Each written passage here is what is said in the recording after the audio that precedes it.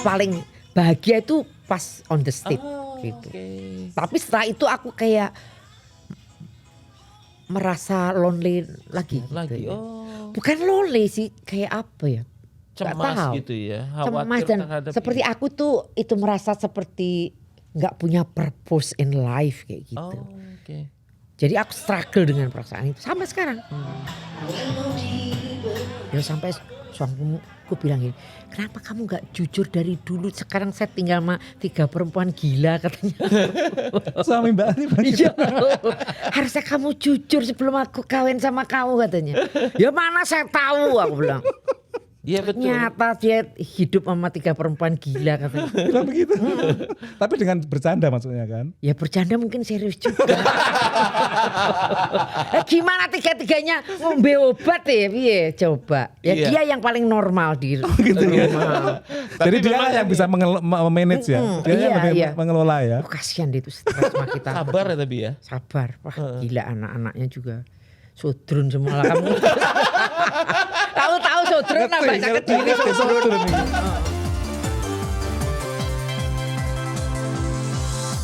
Anda mengikuti program Ketika Hidup Diperjuangkan bersama saya Alam Burhanan. Dan saya Supriyono, dan bagaimana kabar Anda semua pemirsa? Semoga tetap sehat dan semangat. Waras ya. Menjalani dalam hidup ini ya. Kondisi yang tidak menentu. Gitu. Dan kebetulan kita kali ini bertemu dengan seorang legenda ya. Mbak Ati CB. Halo Mbak. Halo, apa kabar Alam dan Supri. Supri? Mbak Ati Sibi ini tahun berapa pindah ke Amerika? Tahun 2002. Nah, gimana pengalamannya? Menyenangkan tinggal di Amerika Oh, atau waktu beda banget? pertama sih ya nggak menyenangkan. Kan itu kayak apa namanya? Itu culture shock ya. Gegar budaya. Iya, Kan Mbak. aku nggak waktu pertama nyopir kan pertama pindah itu di Florida ikut mertua cuman berapa ya 3 bulanan gitu kan. Gitu sambil suami nyari kerja kan. Kan kalau di sini harus ada apa namanya? Apa kredit history apa gitu. Betul, Enggak, betul, ya. betul. Jadi ya walaupun dia ini American citizen karena dia 10 tahun di Indonesia kan dia nggak ada kredit historinya kan. Jadi mau beli rumah langsung juga nggak bisa, kontrak apartemen langsung juga nggak bisa, jadi terpaksa sama mertua dulu gitu. Jadi ya pertama di Florida gitu, terus ya gitu Florida kan jalanannya itu highway-nya kan serem gitu kan ya. Besar-besar mobilnya kenceng-kenceng gitu. Belum itu hurricane gitu. Wah, pas pernah bawa itu anakku 2 masih kecil-kecil waktu pas ada itu hurricane gitu. Wah, itu rasanya itu pertama kali. Waktu memutuskan mau ke sini emang sudah menyadari risikonya kalau saya ke Amerika mungkin saya nanti akan menjadi tidak bisa nyanyi lagi atau gimana Mbak? Iya sedih banget gitu. Terus ya tapi kan karena suamiku kerjaannya udah nggak ada lagi di sana. Terus ya kita mikirin pendidikannya itu anak-anak gitu kan. Ya udah aku ngalah aja gitu. Udah. Berat nggak waktu pertama kali kan Mbak Ati biasa dikenal semua orang dengan tampil banyak panggung, artinya income-nya besar kan, Nggak juga. belum dari rekaman Nggak dan juga. sebagainya kan. Nah, Kalau yang sekarang wah iya katanya. Oh, Kalau kalau dulu- aku nggak pernah sampai sekarang pun juga nggak pernah Begitu ya. Gitu. Tapi kaget dengan tiba-tiba orang sini kan ya nggak tahu kan siapa. Enggak, Gitu, nggak gitu, tahu. gitu. Iya sih itu. Tapi lama-lama ternyata aku lebih seneng di sini karena kan kalau di Indonesia gitu kan kayaknya apa ya superficial gitu ya. Iya kan? Palsu gitu ya. Iya karena kan ya tahu dong kan kalau mungkin budaya kita lebih melihat orang tuh dari appearance-nya Betul, kayak betul, gitu betul. kan. Tapi kalau di sini kan misalnya nggak mandi seminggu gitu, aku bisa jemput anakku sekolah cuman pakai celana pendek, awut-awutan rambutnya kayak gitu kan. Tapi kalau di sana karena mungkin ya masih gitu ada orang yang kenal gitu. Jadi kalau misalnya mau ke mall aja, waduh ini bingung mau pakai ganti baju apa yang kayak gitu. Itu kan capek kan Betul. Pak. Perasaan apa itu anxious terus kayak gitu. Atau mungkin di sini orang tidak judgmental kali ya, tidak Enggak, terlalu menghakimi enggak, orang gitu enggak, Mbak ya. enggak. Tidak ini. Iya karena di sini kan enggak melihat itu orang tuh kan dari appearance-nya kan. Jadi begitu Kalau di kita kan masih sangat Masih menentukan. penting itu ya. Iya. Kadang-kadang penampilan. dipaksa-paksain gitu loh. Betul itu. Langsung begitu bertemu ikut tasnya palsu apa ora ya? Kayak gitu ya kan. Ya kalau di sini nggak peduli orang. Iya. Pakaian. Nah waktu di sini Mbak Ati apakah langsung cocok dengan semua nilai di Amerika waktu itu ataukah mungkin ada ini kok nggak cocok dengan kulturku sebagai orang timur ya gimana Mbak? Apa waktu itu yang dirasakan? Waktu pertama ya iyalah misalnya kan kalau kita misalnya tanya kan gitu sabar kan, gitu kan. Kalau di Indonesia itu ya rata-rata itu orangnya ramah gitu ya kalau gitu. Pertama di sini langsung judes gitu nangis pulang kayak gitu pertamanya begitu tapi terus lama-lama wah aku lebih judes lagi gitu. Lama-lama iya. Tapi kadang-kadang ada yang bilang orang sini juga cukup ramah kalau di jalan misalkan kadang-kadang ditanyain how you doing, good morning, ada seperti itu juga Mbak ya. Mungkin karena ada yang mungkin yang judes gimana Mbak? Maksudnya itu judes kalau di toko kayak gitu. Tapi kalau misalnya aku lagi itu olahraga di park ya gitu. Gitu good ya. morning gitu. Ya rata-rata itu orang di sini kan begitu. Ya cuman kalau ya sih nggak tahu ya aku sih tetap itu atmosfer ininya ya aku tetap senang di Indonesia sih. Gitu. Ke keluarga. Iya gitu ya. Ya nggak apa-apa lah agak fake dikit. Nah kita ngomong masalah ini nih. Mbak Ati Sibi itu ketika di Indonesia kan bekerja sebagai penyanyi, sebagai artis dikenal di mana-mana. Ketika di sini kan relatif orang tidak mengenal Mbak Ati kan di Amerika sendiri. Nah kemudian pekerjaan apa yang kemudian dilakukan Mbak Ati untuk mengisi waktu dan sebagainya? Waktu 5 tahun pertama itu aku ya bener-bener cuman di rumah waktu 5 tahun pertama terus lama-lama ya mulai berani gitu ya karena aku tahu apa job satu-satunya job ya cuman musik kan menyanyi itu jadi bingung juga kalau aku tahu bahwa suatu hari aku akan itu pindah ke Amerika. Ya mungkin aku sekolah dulu kali jadi sekretaris gitu. Tapi kayaknya aku gak mungkin gitu. Jadi ya gitu lama-lama stres loh di rumah cuman jemput itu anak. Gitu ya. Balik lagi nanti jam 2 jemput lagi ke sekolah kayak gitu. Terus ya udah aku itu ngelamar itu kerjaan ya deket-deket rumah gitu kayak cuman apa gitu namanya ya apa gitu. Apa sih yang bukan permanen gitu apa? Temporary. Iya gitu loh. Yang cuman paruh waktu lah gitu ya. Satu hari 5 jam. Seperti apa itu Mbak waktu Mbak misalnya? Waktu itu kayak di retail yang itu apa? Retail besar lah. Tapi aku mungkin nggak boleh nyebutin kali ya. Enggak usah. Sebagai apa itu Mbak Ati waktu itu? Ya di sales di floor gitu. Oh di floor. Gitu ya apa naruh baju. Aku kan nggak suka di kasir gitu kan. Kok duit hilang aku piye ngijoli no. Kalau kasir harus teliti kan. Nah iya. In and out-nya harus. Nah bener. Itu. Yang penting jadi gitu. Kerja di apa untuk Lumayan lama loh aku kerja 5 tahun. Oh 5 tahun. Iya. Menikmati juga ya. Enggak. Terpaksa ya. Oh yang penting habis gimana di rumah sendiri. Di sela-sela itu mengantar jemput anak gitu ya. Iya gitu. Jadi terus nanti jam 2 jemput anak di sekolah gitu. Oke. Itu di kota apa? Di Wilmington, Di Wilmington, Delaware ya. Itu jadi kota besar di negara bagian Delaware ya. Jadi ya. sekitar 2 jam ya dari kota besar New York ya. Iya ke New York 2 jaman Delaware. Saya dengar Mbak Ati itu pernah bikin tempe katanya lah. Bener iya loh. Oh di Indonesia kamu jualan tempe ya? Enggak aku nggak jualan tempe. Jadi ya bikin tapi untuk dikonsumsi sendiri gitu. Jadi kalau aku bikin tuh kan langsung aku taruh di freezer gitu. Kadang-kadang ya aku bagi sama temen kayak gitu. Tapi kalau jualan aduh sendiri rek, mesti diinjak-injak pakai kaki tuh. Seperti kamu bilang tadi. Itu belajarnya gimana sendiri belajar bikin tempe dari? Justru yang ngajarin suamiku loh. Oh iya. Iya, Loh, dia loh. beli bukunya. Oh. Beli bukunya jadi pakai lampu-lampu gitu.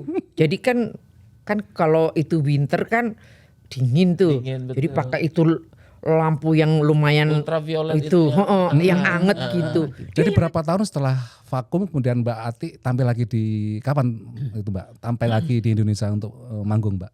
Waktu setelah sekian tahun setelah pindah tahun itu, sini. Mbak. Waktu itu setelah kalau nggak salah 5 tahun, terus itu aku ditelepon sama Vina Panduwinata, dia punya solo konser di JCC dan dia mau aku jadi bintang tamu, jadi aku dibeliin tiket kayak gitu. Terus ya udah, aku jadi bintang tamu sama grup kita dulu namanya Rumpis yang nyanyi Lela itu gitu. Ya, terus saya lihat Mbak Ati kan beberapa kali ini tampil di Indonesia karena untuk acara-acara reuni dan nostalgia ya. Gayanya tetap sama lah. Yang dulu kan ekspresif ya. Urakan. Dengan rocker, kacamata hitam. Iya. Bagaimana bisa mempertahankan gaya yang tetap sama Mbak dari beberapa waktu yang lama itu Mbak? Ya karena itu enggak ada lagi yang lain yang bisa aku lakukan. Yang bisa dilakukan ya cuman itu gitu. Tapi konsisten lo bertahan. Ya konsisten, soalnya yang lain lagi enggak ada. Ya udah itu aja gitu. Dan saya itu apa ya? Ya emang aku tuh dari dulu tuh susah berubah gitu loh. Ya termasuk attitude-ku juga ya. Misalnya aku tinggal di sini 21 tahun gitu, ya aku juga nggak lancar bahasa Inggris. Jadi maksudnya kalau mau ngomong bahasa Inggris Jawa Jawanya medok. banget ya gitu. Jadi Amerika sama sekali tidak mengubah karakter Mbak. Enggak. Aku tuh susah gitu. Misalnya aku dulu di Kediri ya, terus pindah ke Jakarta kan lumayan lama. Aku tuh nggak bisa ngomong gue lu ngono, nggak bisa belas. Tetap aja ngomong Jawa gitu. Jadi susah. Kalau Kediri kan peh gitu. Nah, beh. Kediri lah, Dan ya kan, beh. Jan. Gudi. Muarem. Wombol. Enak kan. Oh gitu ya. Memang lebih ekspresif ya. Iya, Mirip orang dengan Kediri. orang Surabaya ya. Yang ini. Nah, misalnya pengalaman tinggal di Amerika itu apa yang paling menyenangkan tinggal di Amerika? Kan aku itu orangnya kan itu aslinya itu introvert aku itu. Jadi sebenarnya dengan budaya di sini yang very individual gitu ya, aku sih cocok. Oh gitu. Lah aku tinggal di neighborhood situ gak ada satupun sampai sekarang yang aku pernah itu serawung gitu ya. Iya kecuali cuman papasan gitu kayak gitu. Mungkin agak kembali mengilik ke belakang. Mbak Ati di Florida berapa lama? 3 bulanan 3 Hanya bulan. 3 bulan ya? Baru kemudian pindah ke Maryland. Oh sempat ke Maryland? Iya di Towson tahu kan ya? Oh, iya, Towson Towson. itu aku sempat setengah tahun. Oh gitu.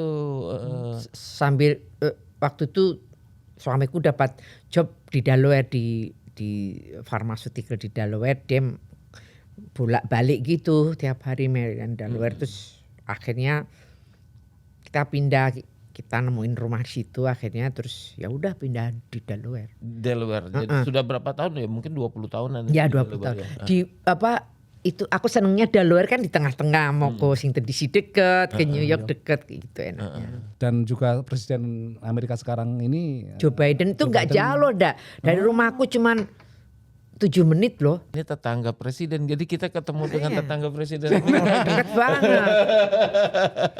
Menyenangkan nggak tinggal di kota Wilmington, Delaware? Ya karena state kecil ya, kayaknya lebih untuk bersama keluarga tuh kayaknya ya lebih enak sih. gampang Iya, dikelola ya. Gitu. tadi kan Mbak Ati bilang introvert ya. Sementara kan kalau di panggung harus ekspresif. Iya. Bagaimana mendamaikan dua Oposit yang gitu agak ya. Iya. Gimana Mbak itu Mbak? Ya lumayan struggle gitu. Ya tapi kan kalau di entertainment bisnis kan ya kita kan yang ya mesti itu kan mesti Ekspresif. mesti menyenangkan orang lah kayak menyenangkan gitu. penggemar gitu Iya iya gitu jadi ya Susah juga itu artinya. susah Susah juga ya. susah Stres juga kadang-kadang begitu. iya kan aku punya itu juga itu anxiety berat gitu jadi kalau jadi aku tuh dari muda itu kalau aku habis nyanyi langsung buru-buru masuk kamar udah gitu Terus pagi-pagi pulang naik pesawat yang paling pagi terus gitu. Oh gitu. Apa perasaannya? Karena Takut atau Bukan takut, ya aku nggak seneng bertemu orang gitu. cemas gitu ya? Cemas. Iya Dan dari memang ekstrem aku ya, ekstrem kecil ya. dari Ekstrem aku. berarti ya dari yang Ekstrem, panggung ya. ditonton orang kemudian harus menyenangkan orang. Iya. Tapi setelah itu harus ekstrem. menutup. Iya, Waduh, nah gitu. itu menjadi dunia yang sangat private. Iya. Sampai sekarang pun tuh aku begitu. Iya. Itu- Aku hampir nggak pernah keluar.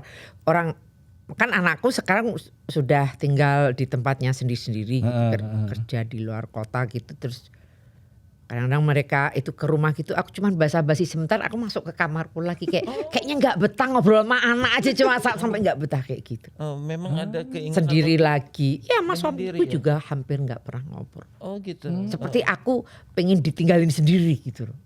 Itu dari kecil aku Dari begitu. kecil seperti itu ya. Iya. Kita agak terlambat untuk mental health ini kan.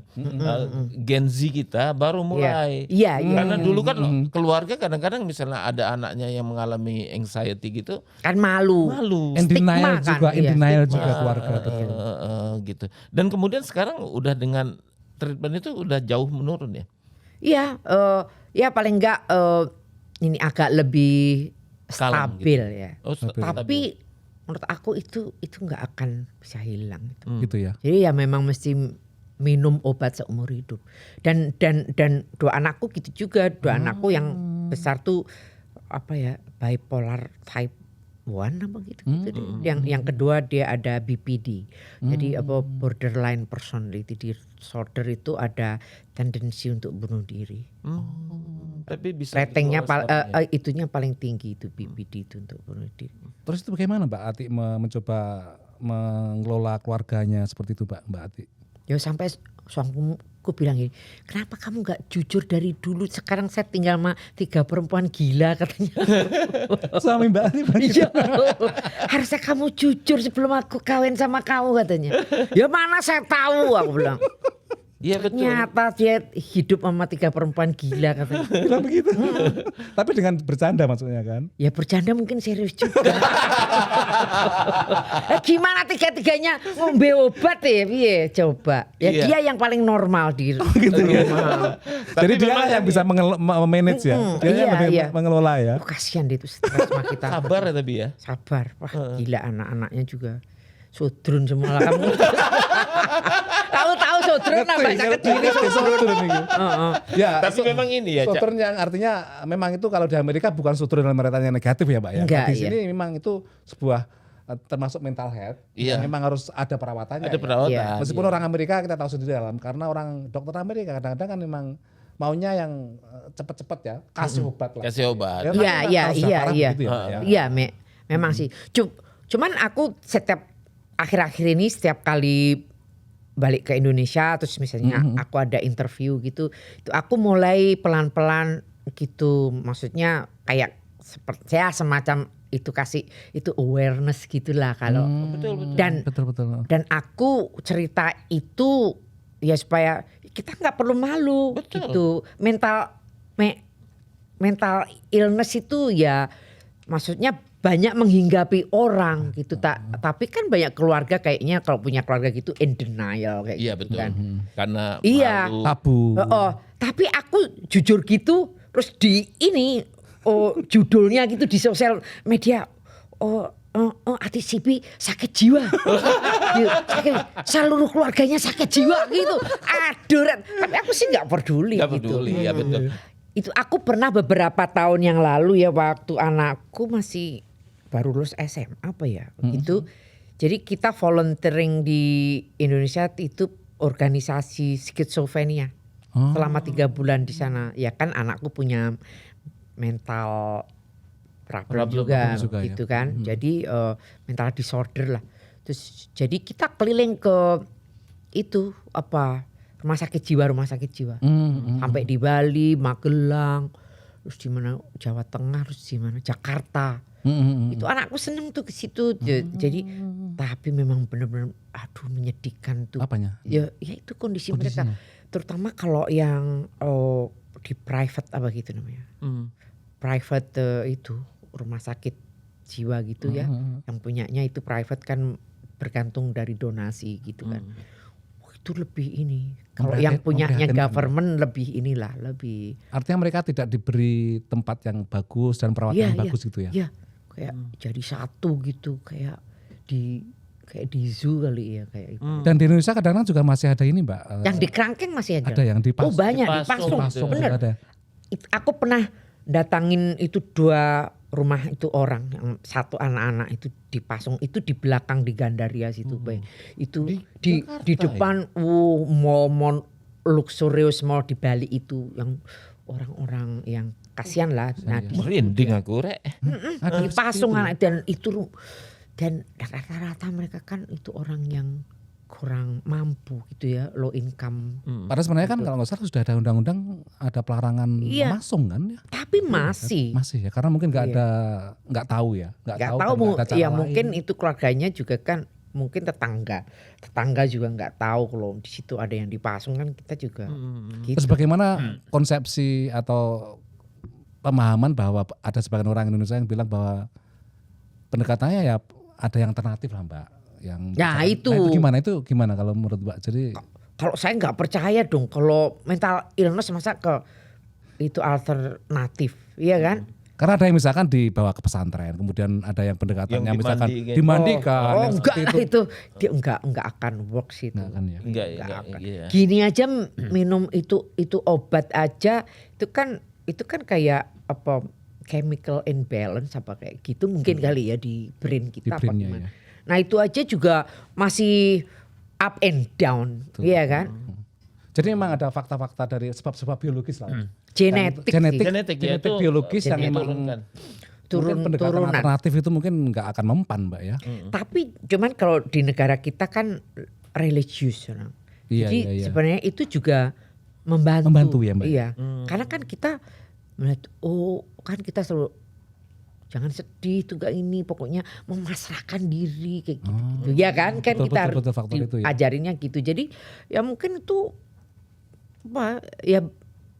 faith itu mungkin untuk orang-orang yang punya itu depression mungkin loh ya. Jadi aku yakin nih Cak ya misalnya juga Mbak Ati bahwa di Indonesia itu orang yang memiliki gangguan misalnya kejiwaan itu banyak. Cuma banyak.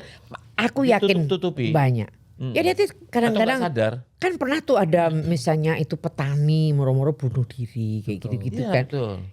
Ya cuman mereka mungkin mereka nggak tahu harus kemana gitu. Gitu nggak perlu perlu pertolongan dia harus kemana kayak gitu kan mereka kalau punya masalah mungkin diempet gitu kan. Betul. Kayak gitu. Dalam kembali ke kasus Mbak Ati apakah mungkin dengan menyanyi itu dulu sempat juga sedikit membantu rilis kali ya. Iya itu sangat membantu. Jadi aku tuh merasa bahwa aku tuh paling bahagia itu pas on the stage gitu. Tapi setelah itu aku kayak merasa lonely lagi. Gitu ya. Bukan lonely sih, kayak apa ya? Cemas gitu ya. Cemas dan seperti aku tuh itu merasa seperti nggak punya purpose in life kayak gitu. Jadi aku struggle dengan perasaan itu sampai sekarang. Gitu. Tapi memang ketika di panggung hilang sama sekali. Iya. Seperti ekstase gitu. Iya. Jadi kayak apa? Gak tahu ya begitu dengar musik tuh kayak gimana gitu kayak apa ya?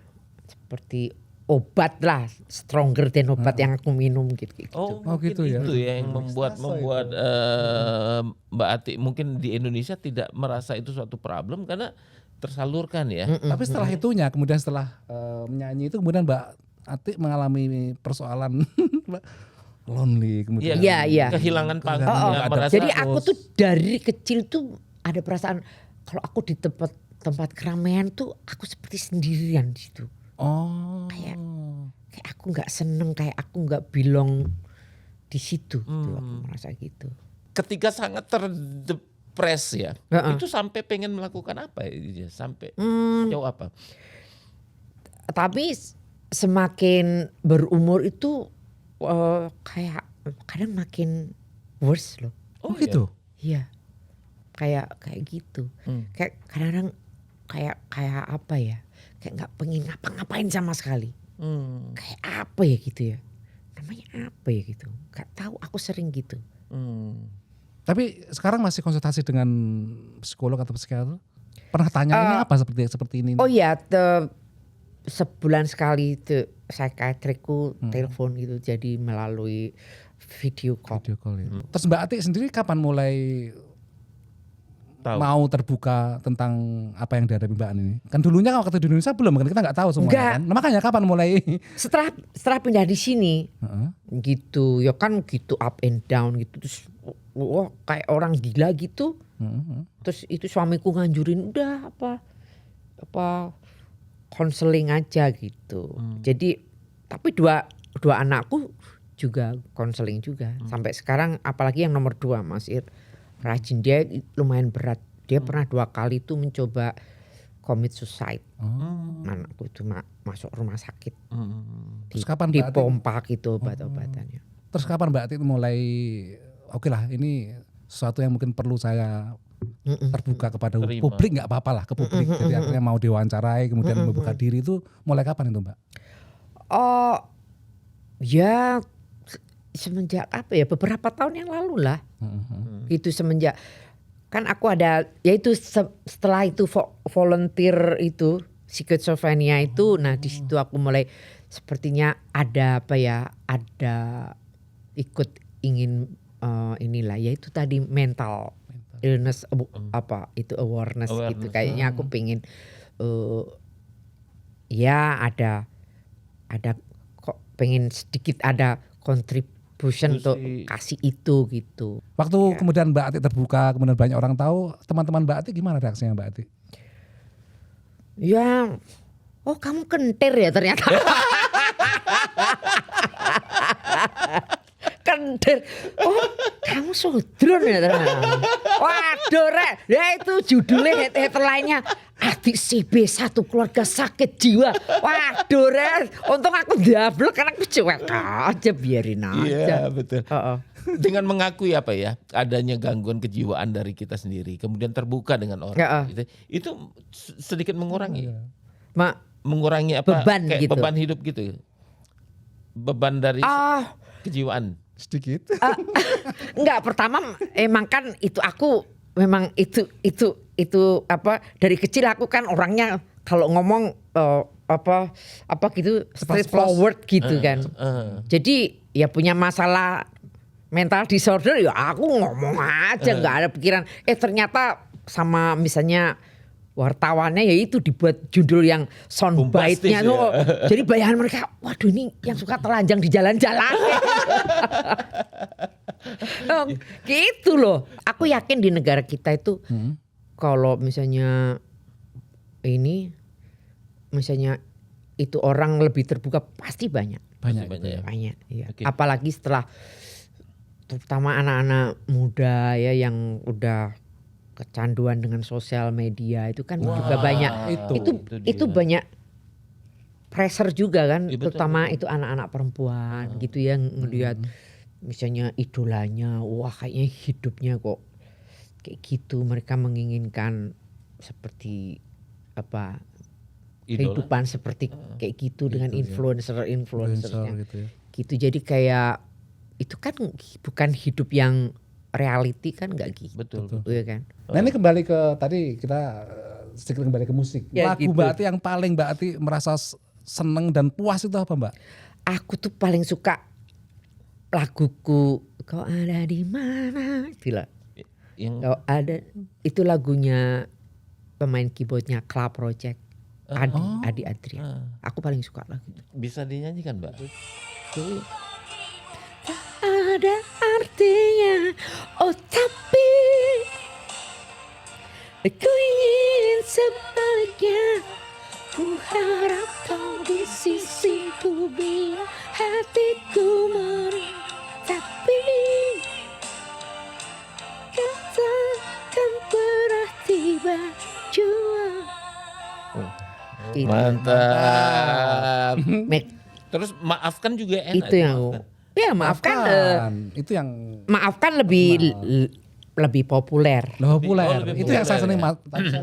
Kayaknya maafkan yang paling populer. Yang populer Mbak. Iya. Itu Sama catatan si boy. Ya, Ya. Oh, apa gimana? Terserah boy gitu. Ku hanya Mengingatkan. Ya. itu yang itu dua dia. itu yang sangat populer sih itu ya. Iya. Orangnya sih cuek, lucu, apa adanya, ya seneng menyendiri. Gitu. Kalau dia rasanya enak, comfortable, suka ngobrol. Tapi kalau enggak ya diem aja dia. Susah atau gampang berteman dengan Mbak Ati? Kalau sama aku menurut aku sih gampang.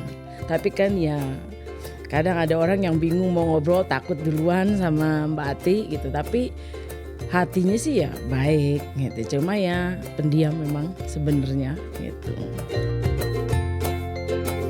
Memang udah beberapa kali dengan Mbak Ati juga kita bikin konser. Seneng lah ada orang yang dari entertainment industry di Amerika. Karena kan tentunya nggak segampang itu juga di Amerika. Jadi untuk melepas pembicaraan mengenai entertainment cocok banget kita ngobrol. Nah, yang paling menyenangkan nih berteman dengan Mbak Ati itu apa? Lucu, sudrun. Kata-kata favoritnya, kocak gitu. Kentir kalau ngomong seadanya, tapi that's what I like about her. Kalau Mbak Ati sendiri dari keluarganya ada Iya. di atas. Itu ada yang dipasung. Oh, Nenekku. nenek. Jadi bapaknya itu ibuku itu pernah dipasung kayak ditaruh di gudang gitu di belakang. Jadi kalau malam teriak-teriak. Iya. Dan di keluarga dari itu ibuku tuh juga gitu. Yang kalau jalan tuh bicara-bicara sendiri tuh apa? Edan. Ya, kalau Indonesia bilangnya wong edan. Wong edan. Ngomong dewe. Untung aku gak ndremiming dhewe. Biasanya gitu kalau kamu bisa ngomong sendiri berarti udah edan kamu. Nah itu Iya. itu di Padahal keluargaku gitu. diperlukan itu. Tanteku ngomong sendiri gitu. Untuk ngomong sendiri. Untuk mengeluarkan Iya. unek. Itu kakekku tuh juga gitu. Kadang ketawa-ketawa sendiri gitu waktu aku kok guyu dhewe iki piye to Mbah. Oh, ngomong-ngomong Tapi sendiri. dulu nggak disadari ya. Iya. Tapi normal gitu dia. Apa ya gitu tuh ya. Ya. Gitu ngomong sama siapa ngomong gitu ya. Aku nggak tahu. Ya untungnya aku nggak gitu sih. Sampai Enggak ngomong sendiri Mbak ya. nyanyi Apa sendiri belum ya? Belum kali ya. Mungkin sebentar lagi. Nah itu sudah gawat levelnya kalau ngomong sendiri di jalan. Ngomong sendiri ya. Udah gawat itu. Dremiming Dremiming, udo waduh, ya. Itu udah gawat Mbak. Itu susah itu. Udah. Iya. Udah susah itu. Oh, kita udah sudah tingkat kata tinggi itu. Udah ma'rifat. Bener. Ya, menarik sekali obrolan Iya. kami berdua dengan Mbak Ati Mbak Ati CB ini ya, ya, yang yang sudah lama di Amerika tapi tetap mempertahankan karakter Kekentiranya, kesodronannya. Kesodronannya, ya. Kesodronannya tetap dipertahankan. cepat seplos, belak-belakan kalau ngomong apa adanya. Ya. Tapi sekarang seneng karena dia sudah mulai aktif lagi bermusik. Mulai aktif bermusik. Karena sudah mentas anaknya udah Iya. kerja Mbak ya. Itu udah sering ke Indonesia. Nanti silahkan mengikuti media sosialnya kalau Dan- pengen menonton Mbak Ati konser-konser. bernostalgia gitu ya. Mbak Ati CB dan juga ini ya ada hal baru yang lebih terbuka tentang kejiwaan dan sebagainya dan ada keinginan untuk menjadi aktivis dan ya orang yang membawa apa ya awareness terhadap Iya. mental health di Indonesia. Jadi ini Betul. hal-hal yang menarik sekali dari perbincangan kita di hari ini ya. Gak gampang loh untuk mau terbuka Oh, seperti nggak Mbak Ati. gampang. Ini Iya, perlu iya. loh. Mentalnya Beranian harus dan kuat ya. baja. Oke. Masih beruntung ini tadi aku lupa ngombe obatnya loh. Lek orang dremiming lagi jalan loh. Oke Mbak Ati, terima kasih sekali Mbak Terima ya. kasih, Mbak Matur Ati. suwun, Mbak. Sama-sama aku juga terima kasih Ya, banyak Alam kasih. sama Supri. Supri. Kita akhiri perbincangan kita kali ini dalam podcast Ketika Hidup Diperjuangkan. Saya Alam Burhanan. Dan saya Suprono dan sampai jumpa lagi di lain kesempatan pemirsa.